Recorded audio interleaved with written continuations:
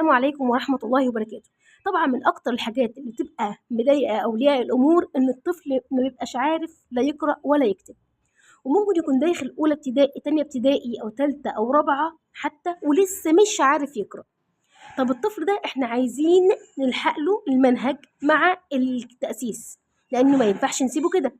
لأي سبب من الأسباب هنقول إن الطفل ده ما اتأسسش لا في القراءة ولا في الكتابة. يعني مثلا ممكن ما يكونش اتأسس كويس، أو ممكن ما يكونش مثلا حد في البيت قعد معاه يأسسه، أو ممكن ما يكونش بيقرأ أصلا كتير ولا يتملى كتير. لأن لازم تعرفوا إن القراءة والكتابة عشان ابنك يبقى فيها شاطر جدا ما بتجيش غير بالممارسة. طيب، أنا دلوقتي ابني خلاص بيعرف الحروف وبيعرف يقرأ الحروف برضه الحمد لله، يعني لأن سنه كبير فباستيعابه بيكون أكتر. بس أنا ما قعدتش معاه في البيت وخليته يقرأ قطع أو جمل أو كلمات. تمام، زي ما قلت لكم بتيجي بالممارسة. أنا ما مارستش معاه كل ده. تمام. فالمفروض مخ ابني لو بيقرأ كتير وبيتملى كتير فما شاء الله يبقى زي الفل. أنا بقى الحتة دي ضاعت مني. نعمل إيه؟ أول حاجة أنا دلوقتي ابني عايزين نلحق معاه المنهج وعايزين نلحق معاه التأسيس. يبقى احنا هنعمل ايه؟ هنمشي معاه منهج وهنمشي معاه تأسيس. طب ازاي يا مس ايمان الاتنين؟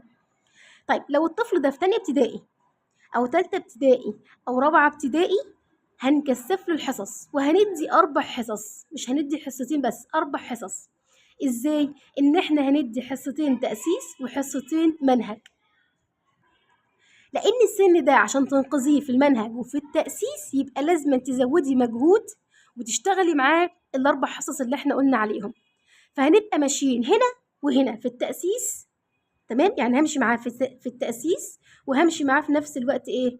منهج. همشي معاه تأسيس ومنهج الاتنين مع بعض. حلو. طيب هنا بقى مس إيمان هدي تأسيس ازاي؟ همشي اولا معاه بسرعه جدا جدا. ليه؟ لان هو خلاص ما شاء الله سنه كبير واستيعابه هيبقى اكتر. طب الطفل ده لو ضعيف شويه احنا هنخليه ياخد تأسيس ونكرر معاه كتير.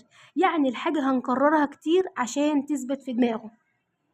واهم حاجه زي ما انا قلت لكم لازم تكوني ام صبوره علشان خاطر تاخدي تأسيس مع منهج في نفس الوقت ده لو انت عايزه كده. أول حاجة هنعملها هنمشي وهنشوف ابني عارف الحروف اللي هي ألف باء ألف وباء وتاء وساء، وكل ده لازم ابنك يكون عارفها. طيب ابني الحمد لله كبير وما شاء الله استيعابه كبير، بس وعارف الحروف ألف باء. خلاص، بس احنا كده عرفها من أولها لآخرها ألف باء. هنشتغل بقى معاه حتى الحروف تاني حتى لو عارفها من أول الألف وباء. طب يا مس خلاص عرفنا الألف وباء وخلاص هضمناها الحمد لله. نيجي على تاني خطوة اللي هي مواضع الحروف، وده مش هقولها لك بطريقة على بعضيها كده. مواضع الحروف بناخدها بطريقة كده ايه مستخبية شوية. ازاي؟ يعني هقول لابني يلا حبيبي حرف الباء مثلا في أول الكلمة بيمد ايديه عشان في حرف هيمسك فيه هنا، وفي نص الكلمة زي مثلا واقول له مثلا كلمة بارة. شوف انا لزقت الباء في الراء ازاي، وادي له كلمات كتير في اول الكلمة.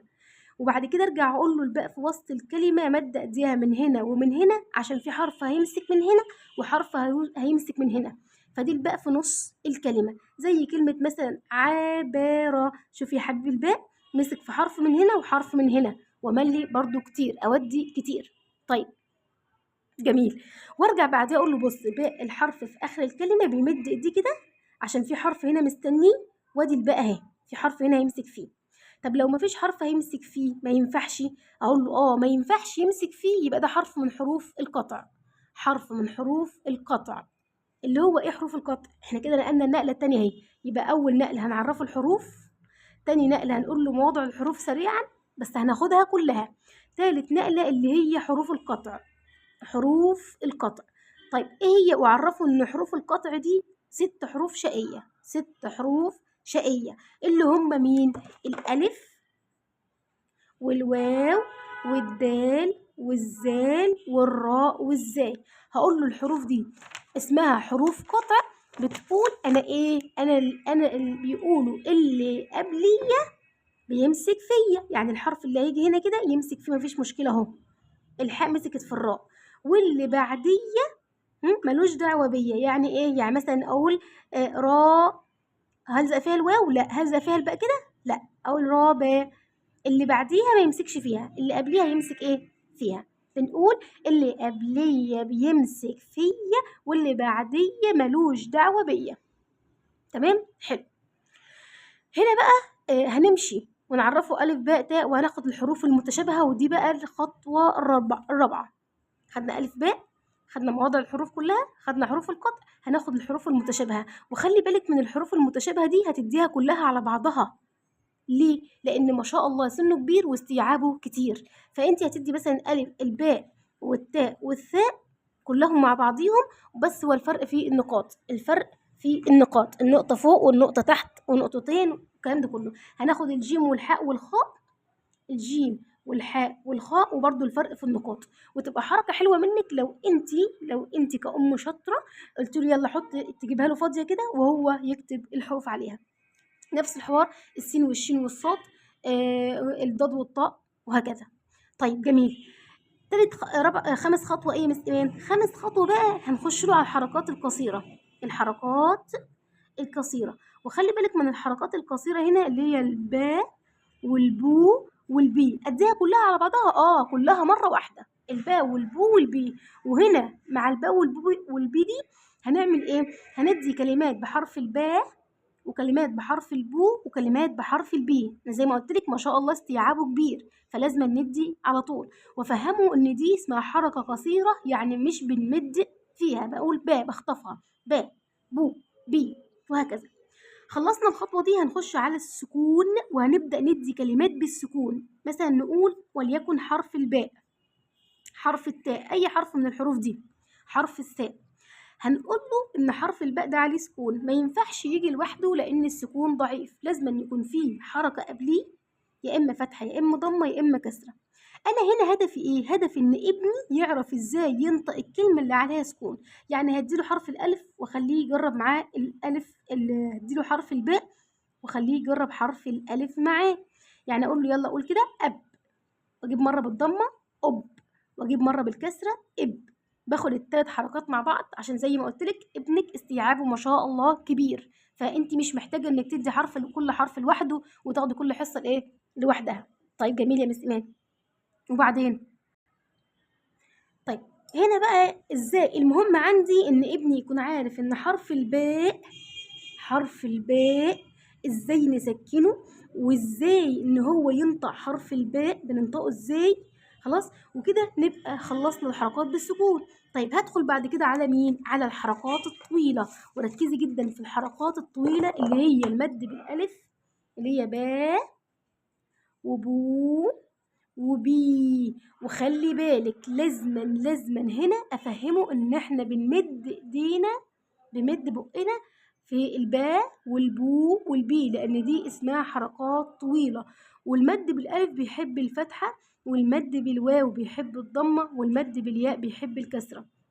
هدي التلاتة مع بعض يا مس ايمان؟ هتدي التلاتة مع بعض، وهدي كلمات مد بالالف وكلمات مد بالواو وكلمات مد بالياء في نفس الحصه. حلو جميل.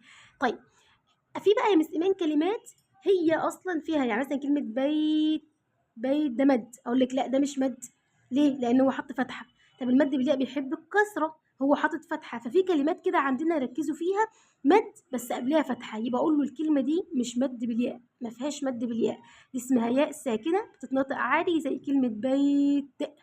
ففي كلمات عندنا في اللغه العربيه فيها مد بالالف والواو والياء ونحط عليها فتحه عادي، دي اسمها يا حبيبي حرف ساكن مش مد. جميل.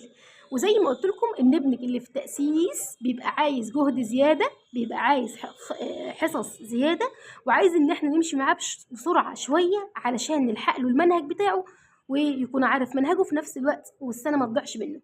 طبعا ده الامهات اللي بتقول لي ازاي انقذ ابني في التأسيس وفي المنهج بنفس الوقت.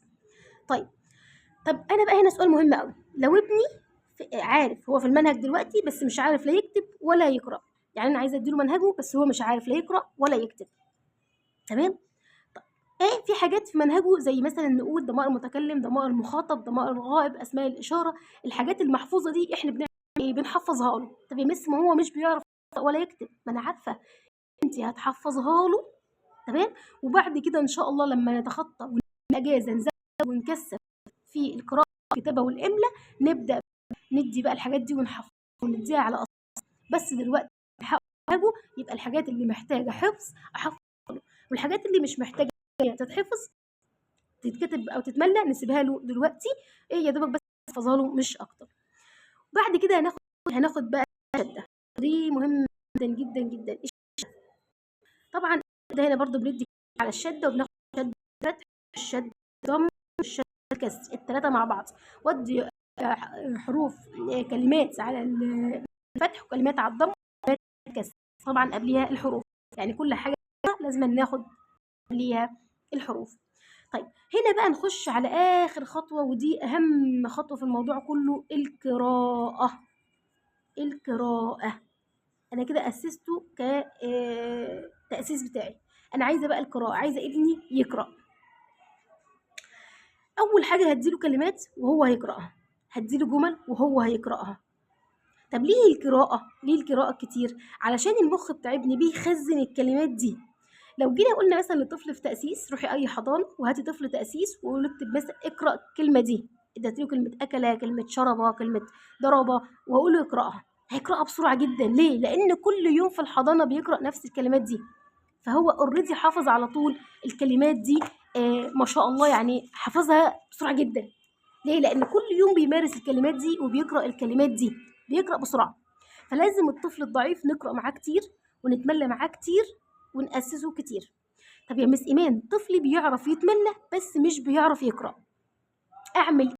اديله كلمات، اشتغلي معاه قراءة كلمات كتير، قراءة كلمات على طول، اقعدي معاه كتير واعطي له كلمات كتيرة جدا لحد ما بقه ياخد على الكلمات دي ويبقى واخد على مخارج